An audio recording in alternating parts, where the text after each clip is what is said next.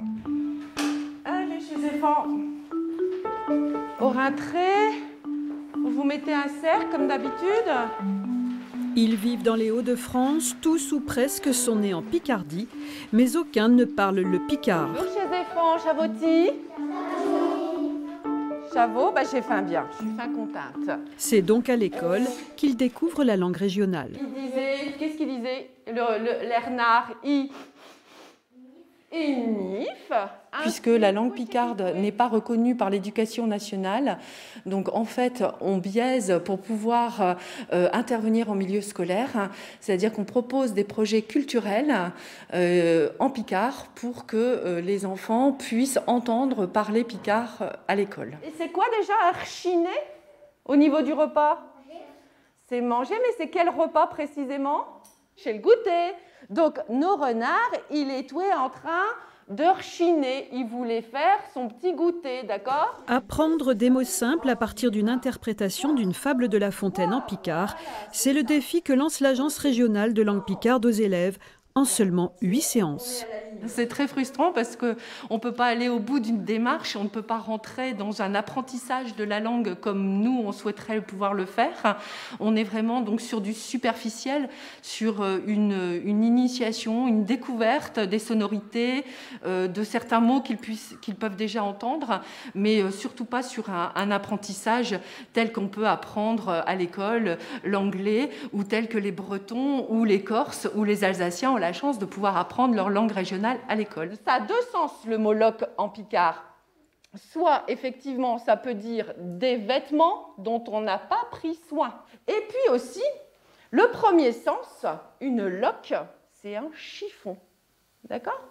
D'ailleurs, quand on lave par terre, en picard, on lave avec une loque à loqueter. Un atelier gagnant-gagnant, les enseignants aussi se prennent au jeu. Moi, je découvre parce qu'en fait, ils utilisent souvent la loque à loqueter, par exemple. Moi, avant, je ne savais pas ce que ça voulait dire. On a changé un peu notre regard sur le picard, alors qu'avant, c'est vrai que certaines expressions utilisées ici, que les enfants utilisaient, on interdisait un tout petit peu parce qu'on ne comprenait pas forcément nous-mêmes ce que ça voulait dire. Mais là, grâce à ce projet, on a changé un petit peu notre optique et c'est vrai que les enfants maintenant utilisent et ont le droit et on s'amuse avec ça. Donc, un roi, comment on dit en picard? Un rot. Un rot, c'est ça. Autre initiative, cette fois au collège du Nouvion en Thiérache.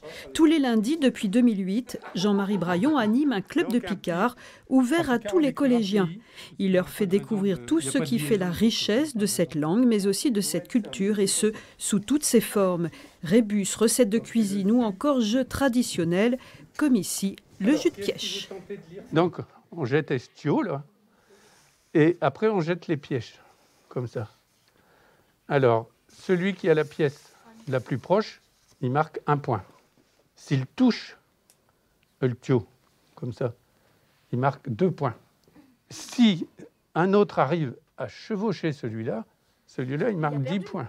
Non. Ah là, c'est pas pareil. Hein.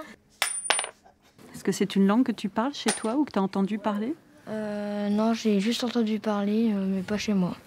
Non. Parce que papa et maman, eux, ils sont français, ils veulent parler que français, et c'est tout. J'avais envie de découvrir une nouvelle langue, puis je crois que c'est une langue disparue. J'aimerais bien un peu la revivre. Enseigner le picard, c'est selon Jean-Marie Braillon la première chose à faire pour préserver la langue. Et puisqu'il n'existe pas de formation officielle à ce jour, il a formé lui-même pendant 10 ans Corinne pour assurer la relève. Et pour la première fois en cette rentrée 2021, tous les élèves de 6e qui le souhaitaient ont pu choisir l'option picard. Il n'y a pas de professeur en tant que tel, on est volontaire. Moi, je suis documentaliste, je le fais sur les heures de documentation, d'ouverture du CDI. Je prends 1 heure pour l'option picard. Il n'y a pas de dotation en picard dans l'établissement. C'est juste mon chef d'établissement qui nous a écoutés et du coup nous a permis d'ouvrir l'option picard en fait. Qui d'autre après? Oui, Nathan. Havia marcado cadeau del Salet, Mitzer El Moukat. Bravo, vous pouvez être fiers de vous. Très bien. C'est une langue que tu avais déjà entendue? Oui, parce qu'avec mon grand-père, on parle un peu picard pour rigoler. Qu'est-ce que vous vous dites? On se raconte des histoires ou des haïkus. Donc c'est des poèmes en picard. On se les raconte. Tu aimerais parler vraiment picard plus tard? Oui, comme ça, avec mes amis, ce serait marrant de parler picard. Le picard a ses règles de grammaire et de conjugaison. Les deux enseignants ont donc élaboré un programme sur le même modèle que celui d'une langue vivante, un plus pour les élèves. Ils entendent des mots, ils entendent des tournures de phrases chez eux, donc ils ont tendance à écrire tel qu'ils parlent. Et donc identifier le picard, ça permet aussi de mieux écrire en français et du coup d'améliorer aussi leurs compétences en français derrière pour identifier les tournures grammaticales picardes et les éviter dans leur copie de français. C'est toutes ces choses-là que j'essaie depuis 39 ans d'inculquer aux enfants pour qu'ils sortent un petit peu de ce handicap qu'on a en tirage au niveau de l'éducation nationale, où les élèves sont considérés comme nuls en français. Mais en fait, ils ont un handicap malgré eux, parce que leurs parents parlent comme ça, c'est tout ce qui est resté. Un handicap qui poursuit ces jeunes jusque dans les études supérieures. Lucas est valenciennois, il est en fac de lettres à Lille. Dans sa famille, on ne parle que le picard. Une singularité qu'il a toujours vécue comme une discrimination.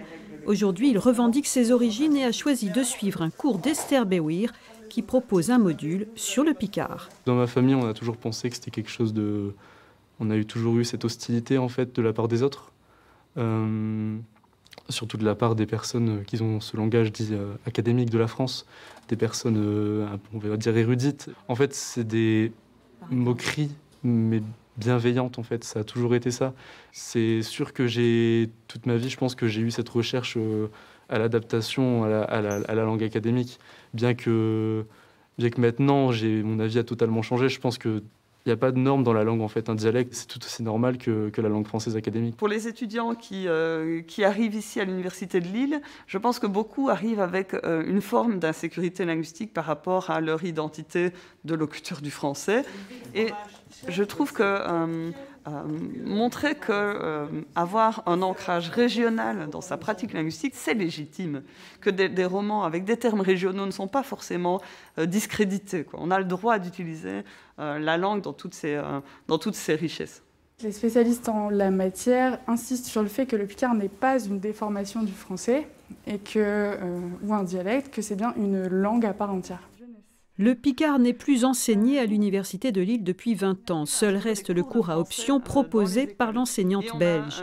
Là encore, la transmission est mise à mal et ne satisfait pas ceux qui défendent la langue régionale. C'est mon combat en tant que professionnel. Même lorsque les étudiants s'inscrivent à un des cours qui touche le picard, c'est un cours de 24 heures. Donc c'est vraiment insuffisant pour avoir une compétence linguistique. Donc ce que j'essaie plutôt de faire, moi, c'est de leur donner une vision globale du fait picard. Qu'est-ce que c'est l'histoire de cette langue? D'où est-ce que ça vient?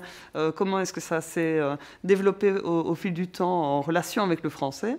Et puis de leur donner les compétences pour lire des textes et peut-être le goût pour transmettre lorsqu'ils seront dans des classes pour les futurs enseignants.